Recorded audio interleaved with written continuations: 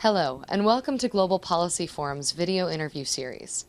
In July, we conducted an interview with Jerry Martone, Director of Humanitarian Affairs for the International Rescue Committee, about the integration of military and civilian activities in conflict zones.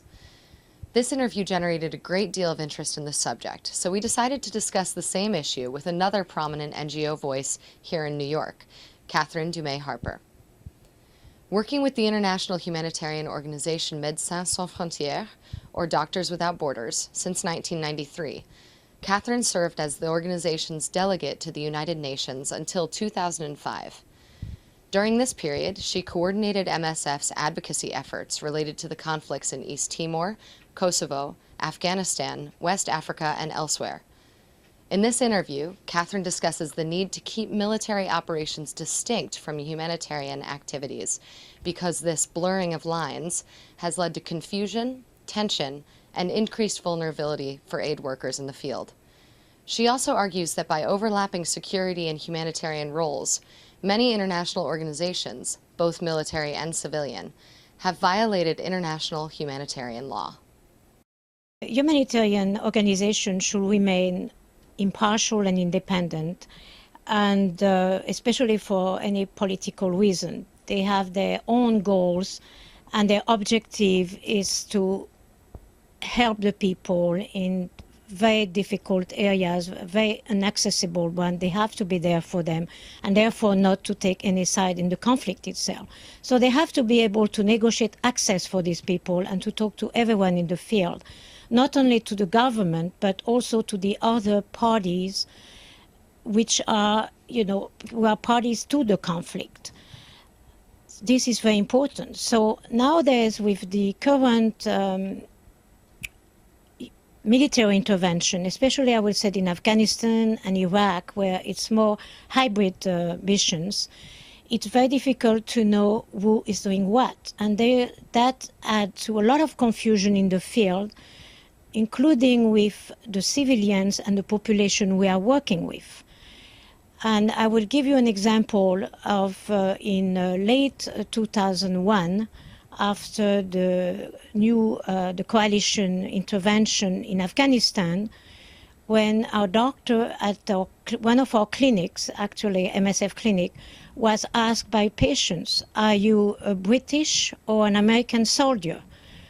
And we were very surprised and shocked to hear this kind of question, because the organization has been working in Afghanistan for more than 25 years at the time, and including, during the conflict with the Afghan Mujahideen and Russian war. And the organization staff, and that means local Afghan staff as well than expatriate volunteers, are working, and they always wear our T-shirt with the own logo of the organization, as well than the transportation vehicles. The cars have the logo of the organization. So when someone asks you, "Are you a British soldier or an American soldier?" we know we have a problem. And I would like to mention that at the time, there was also some staff of the military intervention were going around Afghanistan dressed in civilian clothes. And we have some meetings, NGOs has some various meetings, and we gave the signal to the State Department at the time, and it was very dangerous for both the population themselves and for the staff. Again, I'm talking about national staff and international staff.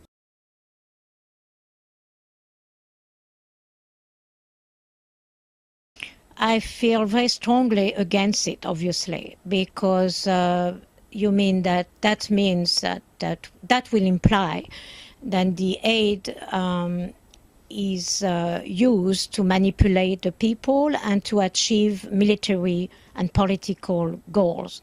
For humanitarian organization, our goal is to help the people and to bring them aid independently of any other factors. So, and one example I could give you, it's in Afghanistan at the end of 2001, when the military interventions tried to provide aid by plane, and they were just dropping food packages around. It was reported to us the next day that some of the food actually was for sale in the local market.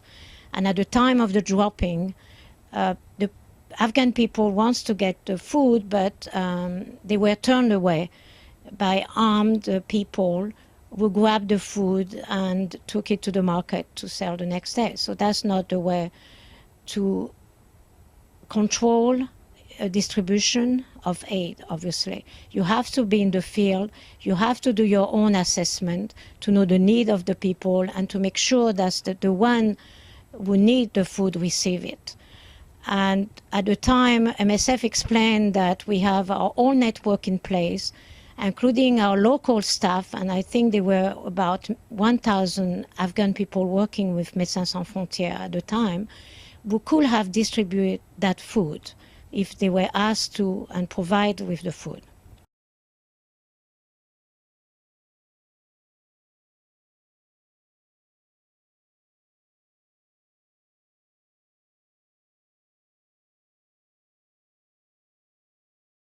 This is certainly unacceptable and very, very dangerous for everyone involved in the field, especially the civilian and the population wherever you work in conflict areas.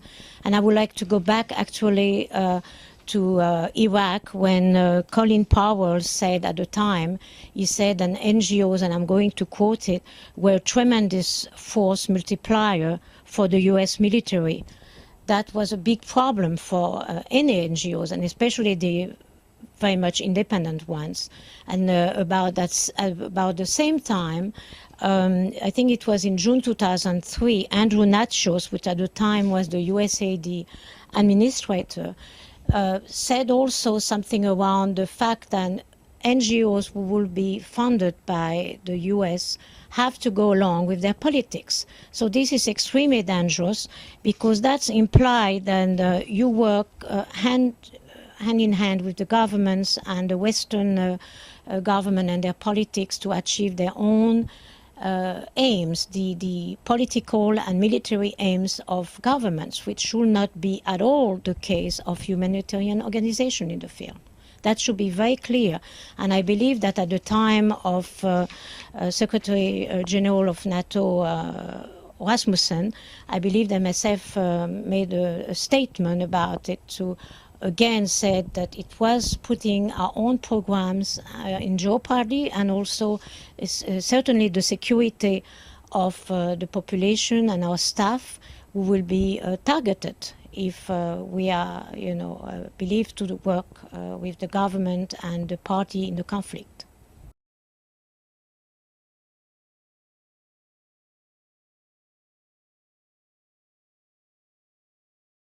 The most recent hybrid deployment, missions, both in Iraq and in Afghanistan, have not been very much in favor of the Geneva Convention and therefore the International Humanitarian Law to implement them. Because we go back to the just war, and therefore we kind of forget about these IHL, as I will say, for the International Humanitarian Law. And it was specifically true during the Bush administration when, in terms of Guantanamo and about the prisoners of wars and et cetera, et cetera. So for us, humanitarian, we're working under these international humanitarian laws, and to see that the various military intervention are not ignoring actually these international laws is quite upsetting, to say the least. And we question very much, these new operations, and even I believe that obviously after September 11, everything changed around the world, and now we were at war. The US was at war and is at war. So they decide to do their just war and the way they wanted to, and ignoring the international law. So that there are consequences in the field. How can you say to any belligerent forces, why do you do this to your population or to humanitarians worker or to us military if we don't recognize those laws and don't apply them in the field?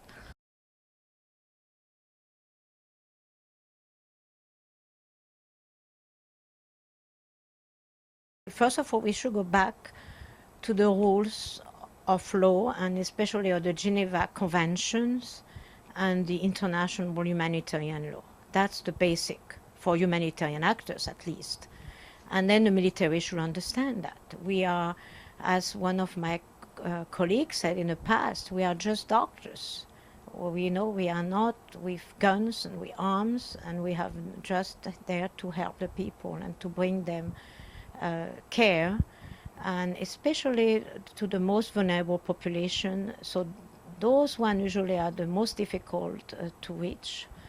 And therefore, if you want to have their trust, you can just bring them aid and try the best you can to help them.